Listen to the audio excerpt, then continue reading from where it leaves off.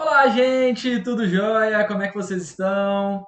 Vamos para mais uma aula de física, encerrar aqui o PET 1, falando um pouquinho sobre gravitação universal. Gente, olha que imagem bonita. A gente está vendo aí o céu estrelado e tudo. E a gente pode perceber que o céu sempre foi algo que despertou a curiosidade de todo mundo, né? Você vê que o estudo da astrologia, por exemplo, das estrelas, dos signos, é milenar. Temos aí o estudo das estrelas, tem as constelações, tem até mitologias para cada constelação que a gente encontra. Então, o céu sempre foi algo que foi desejado pelo ser humano. E não bastava somente isso, a gente também tem a vontade de conhecer lá fora, né? Então você vê que sempre a gente está lançando foguetes, sondas para desvendar o espaço e tudo. E isso não é de hoje. A física que a gente estuda, ela é baseada no nosso dia a dia, no que a gente está vivenciando aqui na Terra. Porém, sempre foi curiosidade descobrir o que é estudado além do nosso planetinha, da nossa casinha aqui, né? Então, devido a isso, a coletânea de estudos relacionados com o espaço, com o céu, a gente chama de gravitação universal, que é o tema da aula de hoje. Nós começamos com os modelos planetários. Até o ano de 1500, mais ou menos, que é a época de Galileu Galilei, acreditava-se que a Terra era o centro do universo e que todos os planetas e astros giravam ao redor dela. Então aí, no caso, o modelo geocêntrico é o modelo de Ptolomeu. A Terra era o centro do universo e os astros giravam ao redor dela. Depois disso, veio o modelo heliocêntrico. Hélio significa Sol, centro no centro do universo. Então, os astros vão ser distribuídos ao redor do Sol. Eles vão girar, que é o modelinho que a gente usa hoje em dia. Apesar que no modelo atual, nós não falamos que o Sol é o centro. O Sol é o centro do nosso sistema solar. E o nosso sistema solar faz parte de um conjunto de sistemas solares, que é a nossa galáxia. A nossa galáxia, ela faz parte de um conjunto de galáxias e cada uma girando ao redor, então a gente não tem um centro específico, a gente tem vários centros, tudo depende do nosso referencial. Então, nós vamos estudar as leis de Kepler, primeiramente, para entender como funciona os movimentos em relação quando a gente está se tratando com os planetas. Né? E a gente tem nossos planetinhas, Mercúrio, Vênus, Terra, Marte, Júpiter, Saturno, Urano e Netuno. Plutãozinho, tem hora que é planeta, tem hora que não é planeta, no momento ele é considerado um planeta anão, então ele não é considerado um planeta mais, mas temos aí nossos planetinhas. Primeira lei de Kepler, ela fala o seguinte, ela fala que não é uma trajetória circular. Nós estamos girando ao redor do Sol e os outros planetas também em uma trajetória elíptica. Então, elíptica é esse formatinho aí, ó,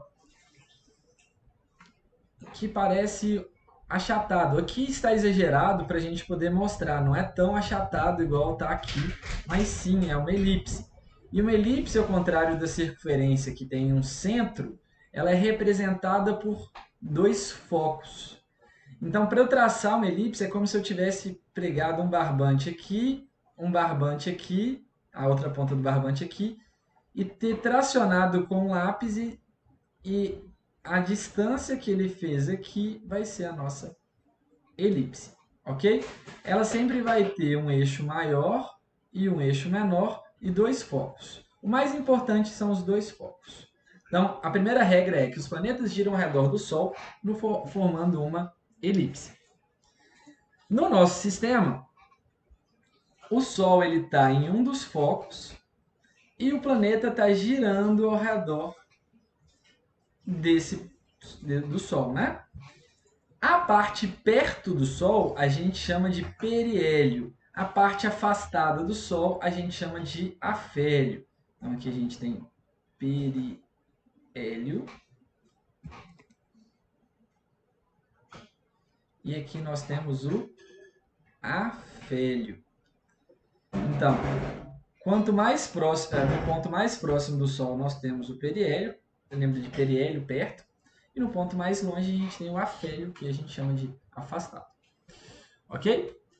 A segunda regrinha que a gente tem, a primeira a gente chama lei das órbitas, a segunda ela fala lei das áreas. Eu peguei a trajetória de um planeta e eu calculei, eu descobri que essa área, eu calculei, tá, gente? Estou te afirmando que essa área é igual a essa. Então, na hora que ele chegou lá, eu calculei essa área, ela é igual. Então, eu estou te afirmando que a área é igual. Pela segunda lei de Kepler, conhecida como lei das áreas, ela fala que a linha que liga o planeta ao Sol, ela vai varrer áreas iguais em tempos iguais. Então, se eu gastei o tempo T1 para fazer a área 1, eu vou gastar o mesmo T2 para fazer a área 2. Com isso, se eu peguei aqui uma mesma área, olha aqui comigo, essa distância ela é muito maior do que essa daqui. Então, próximo ao Sol, eu andei uma distância maior no mesmo intervalo de tempo. Então, por ter andado uma distância maior no mesmo intervalo de tempo, significa que a velocidade nesse intervalo de tempo tem que ser maior. Então, a velocidade no periélio é maior do que a velocidade do afélio. Um aluno uma vez me disse que ele usava essa regrinha para guardar. Não é fisicamente, não tem justificativa, é só para memorizar. E ele falava o seguinte, que perto do Sol é quente, então tem que andar mais rápido para não queimar. Então ele lembra que perto do Sol tem que andar mais rápido, longe do Sol anda mais devagar. Essa é a segunda lei de Kepler, que é a lei das áreas. A terceira lei de Kepler, ela é um pouquinho mais complicada. Ela é conhecida como lei dos períodos. E ela é baseada nos períodos de translação dos astros ao redor de um astro central, que no nosso exemplo é o Sol. Ele percebeu que o período de translação, ou seja, o intervalo de tempo para completar, é o intervalo de tempo para completar uma volta em torno do Sol. D é a distância média, então ele pega a maior distância, a menor distância, faz uma média entre elas, entre o Sol e o planeta, e K é uma constante que vale para qualquer astro ao redor dele. E ele percebeu que o período ao quadrado dividido pela distância ao cubo é constante. Então, se eu pegar o tempo que a Terra demora a dar uma volta ao redor do Sol, elevar ao quadrado e dividir pelo raio que a Terra faz ao redor do Sol, elevado ao cubo, essa distância, essa relação vai ser a mesma que o tempo que Marte demora para dar uma volta completa ao redor do Sol elevado ao quadrado, dividido pelo raio da trajetória de Marte ao cubo. E isso daqui vai ser a mesma coisa para Saturno, para Urano, para Netuno, para Plutão, para todos os planetas anões e afins que estão girando ao redor do Sol. Então isso aqui vai ser igual a uma constante que a gente chamou de K. A gravitação, segundo o nosso querido Isaac Newton. Deixa eu ajeitar esse aqui que ele ficou um pouquinho fora de quadro.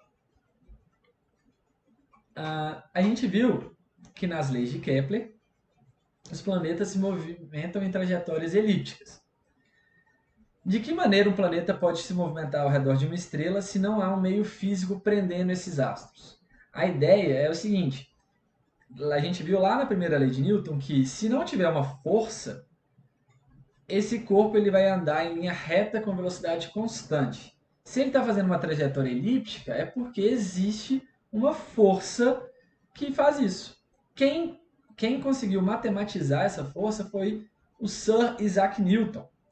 Ele supôs essa existência dessa força de modo que o planeta tivesse uma órbita ao redor dessa estrela. Ele imaginou que essa força teria a mesma origem que a queda dos corpos. Daí a lenda que a maçã caiu na cabeça de Newton e tudo. E ele chamou essa força de atração gravitacional.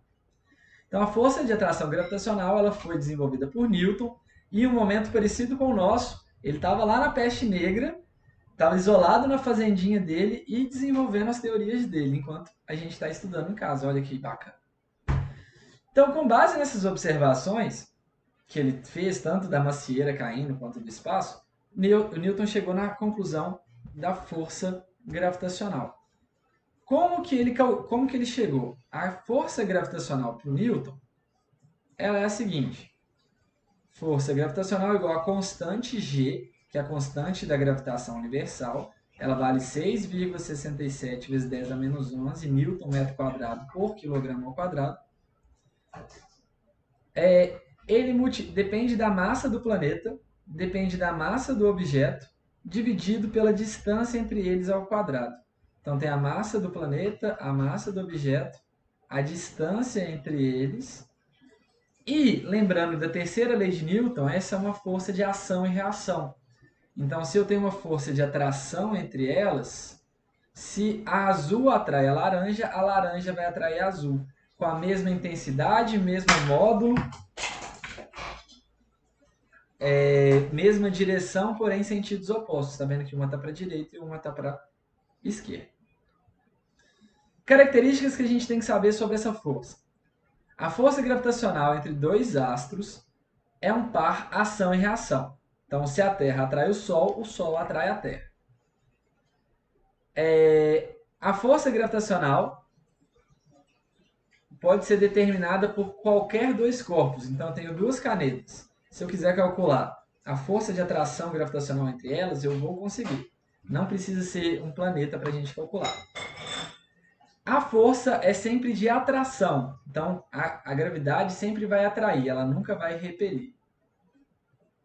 A constante gravitacional é a mesma, independentemente do meio, do lugar, do sistema solar, de qualquer coisa. A constante gravitacional é a mesma. E a gente já calculou anteriormente, vocês, na verdade, no ano passado, a força-peso. A força-peso, ela é, na verdade, uma aproximação para o cálculo da força gravitacional.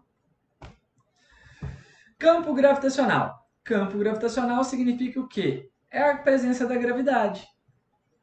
A gente tem a gravidade em toda a extensão do planeta Terra. Então, em qualquer ponto que eu soltar, se o corpo tiver massa, esse corpo ele vai ser instantaneamente acelerado pela aceleração da gravidade. Isso é resultado do campo gravitacional.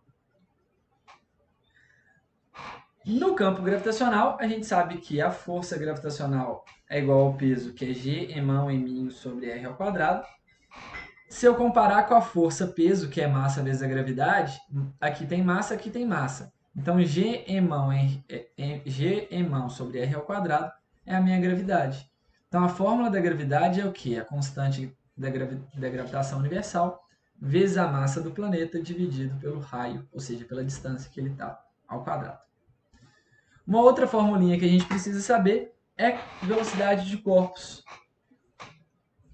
ao redor em trajetória circular. Então, pegar um satélite ao redor da Terra. Então, do centro da Terra até o satélite, a gente tem o raio, que vai ser a nossa distância. Então, a nossa força gravitacional vai fazer o papel de força centrípeta. Então, G emão eminho sobre R ao quadrado igual a m vezes a aceleração centrípeta. Vou cortar m com m. Então, eu sei que a gravidade vezes a massa do planeta vezes o raio ao quadrado, a constante gravitacional, perdão, é igual a velocidade ao quadrado sobre o r. Resolvendo essa expressão, vai ficar que v ao quadrado igual a gm sobre r. Tiro a raiz dos dois lados. Então, eu tenho que a velocidade vai ser a raiz quadrada da constante gravitacional vezes a massa dividido pelo raio. Então, se eu quiser saber a velocidade que um satélite está rodando, eu preciso saber a massa da Terra e eu preciso saber a distância do centro da Terra que esse satélite está girando. Para descobrir o período é o tempo de uma volta. Eu pego 2πr, sendo r a distância, e vou dividir pela minha velocidade. Aí eu tenho o valor da minha distância. Lembrando que a velocidade não depende da massa do satélite, depende da massa da Terra e do raio de órbita. E esse resultado é válido para qualquer órbita circular ao redor de outro astro. Então, por exemplo, se a Terra ao redor do Sol e eu quero saber a velocidade, eu tenho que fazer o raio médio, ou seja, o raio maior mais o raio menor dividido por 2. Então, esse vai ser o meu raio médio. Aí eu vou descobrir a velocidade de rotação média. Eu não vou ter a velocidade exata porque ela varia de acordo com o ponto da trajetória que ela está, como a gente viu anteriormente. No mais, gente, a parte de gravitação é isso, é muita informação. Façam direitinho a semana 4 do PET. Qualquer dúvida, estou à disposição. Tchauzinho para vocês, com Deus e até a próxima aula.